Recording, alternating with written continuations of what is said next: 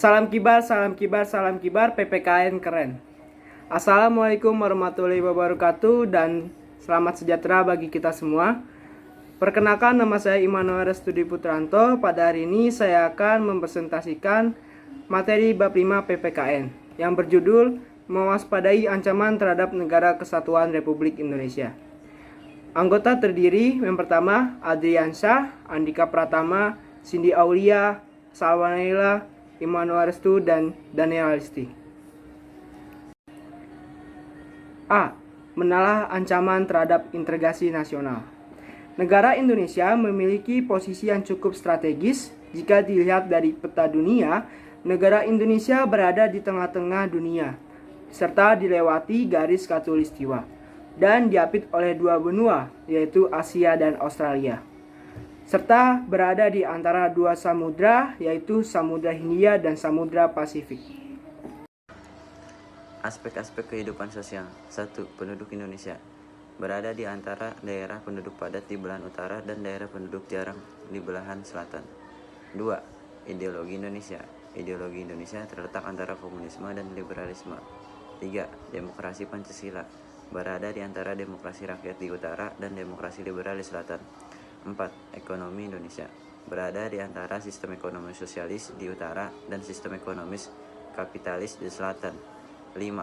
Masyarakat Indonesia berada di antara masyarakat sosialis di utara dan kebudayaan barat di selatan.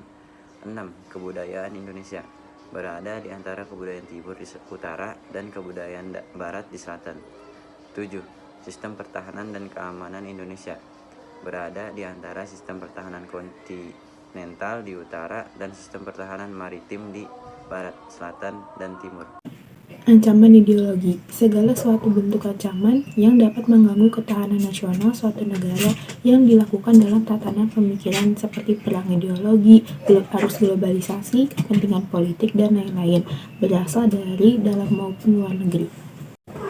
Ancaman di bidang politik dapat bersumber dari luar negeri maupun dalam negeri.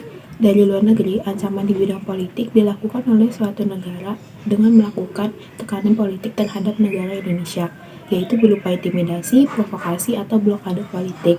Ancaman yang berdimensi politik yang bersumber dari dalam negeri dapat berupa penggunaan kekuatan dalam bentuk pengerahan massa untuk menumbangkan pemerintah yang berkuasa. Ancaman di bidang ekonomi. Globalisasi perekonomian di satu pihak membuka peluang pasar produk dari dalam negeri ke pasar internasional secara kompetitif. Sebaliknya, membuka peluang masuk ke produk-produk global ke dalam pasar domestik. Nah, hal tersebut menjadi keuntungan sekaligus menjadi ancaman bagi negara kita. Adapun pagar pengaruh negatif globalisasi ekonomi yang dapat menjadi ancaman kedaulatan Indonesia, khususnya di dalam bidang ekonomi, yaitu sebagai berikut. Negara kita nantinya akan dibanjiri oleh barang-barang dari luar negeri seiring dengan adanya perdagangan bebas yang tidak mengenal adanya batasan-batasan negara.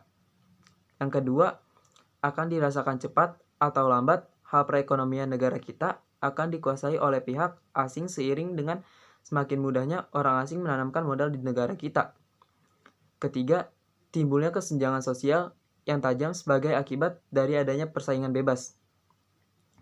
Keempat, sektor-sektor ekonomi rakyat yang diberikan subsidinya semakin berkurang, seperti koperasi semakin sulit untuk berkembang, dan penyerapan tenaga kerja dengan pola padat karya semakin ditinggalkan sehingga angka pengangguran dan kemiskinan itu sulit dikendalikan. Yang terakhir, memperbodoh prospek pertumbuhan untuk ekonomi jangka panjang. Ancaman di bidang sosial budaya.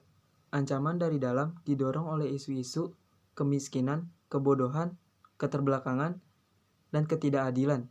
Isu tersebut menjadi titik pangkal timbulnya permasalahan seperti separatisme, terorisme, kekerasan, dan bencana yang diakibatkan oleh perbuatan manusia itu sendiri. Ancaman dari luar timbul sebagai akibat pengaruh negatif globalisasi. Di antaranya sebagai berikut: munculnya gaya hidup konsumtif, hedonisme, individualisme, westernisasi, dan semakin memudarnya semangat untuk solidaritas, kepedulian, dan ketidaksetiakawanan sosial, dan semakin lumpurnya juga nilai-nilai keagamaan dalam kehidupan bermasyarakat. Ancaman di bidang pertahanan dan keamanan. Ancaman militer dapat berupa agresi atau invasi, pelanggaran wilayah, pemberontakan bersenjata, sabotase, spionase, aksi teror bersenjata, ancaman keamanan laut dan udara. Strategi mengatasi berbagai ancaman terhadap ideologi politik sosial budaya pertahanan dan keamanan dalam membangun integrasi nasional. Yang pertama adalah ada strategi mengatasi ancaman di bidang ideologi dan politik negara, yaitu penjelasannya Indonesia sebagai negara yang menganut paham demokrasi Pancasila harus menumbuhkan pemerintahan yang kuat, mandiri, dan tahan uji serta mampu mengelola konflik berkepanjangan maupun konflik berkepentingan. Konflik berkepentingan ini dapat menghancurkan persatuan dan kesatuan bangsa Indonesia yang pluralistik, yang sangat rentan. Nah, pengelolaan konflik berkepentingan ini dilakukan dengan tetap kebangsaan yang berlandaskan Bhinneka Tunggal Ika. Maka dari itu negara kita harus mampu yang pertama itu mengembangkan demokrasi politik, yang kedua itu mengaktifkan masyarakat sipil dalam arena politik, yang ketiga mengadakan reformasi lembaga-lembaga politik. Dan ada juga tips-tips agar menjalankan fungsi dan perannya secara baik dan benar, memperkuat kepercayaannya rakyat dengan cara yang pertama itu menegakkan pemerintahan yang bersih dan berwibawa, yang kedua menegakkan supremasi hukum, dan yang ketiga itu yang terakhir memperkuat posisi negara Indonesia dalam kancah politik internasional. Strategi mengatasi ancaman di bidang ekonomi.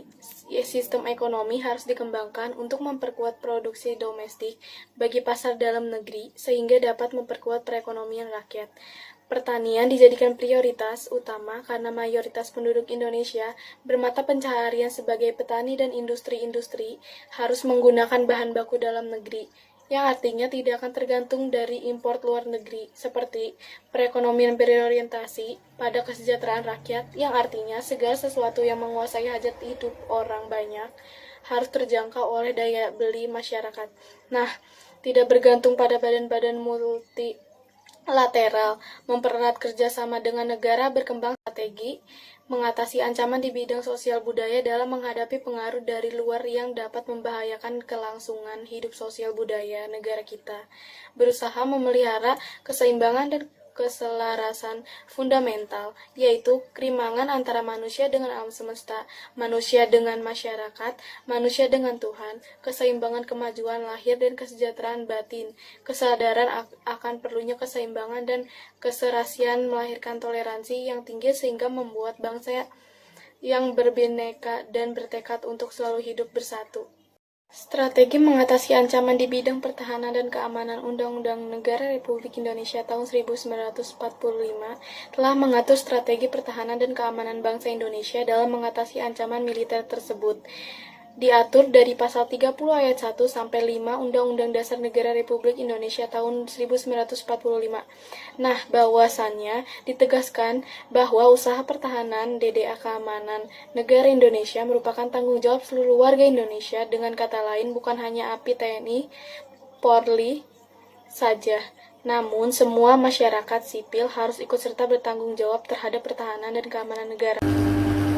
Nah, teman-teman, setelah menonton video tadi, teman-teman pastinya sudah memahami kan apa saja ancaman yang ada di negara kita dan strategi apa saja dalam mengatasi berbagai ancaman di negara Kesatuan Republik Indonesia kita ini. Demikian penjelasan materi bab 5 PPKN, kurang lebihnya mohon maaf. Wassalamualaikum warahmatullahi wabarakatuh.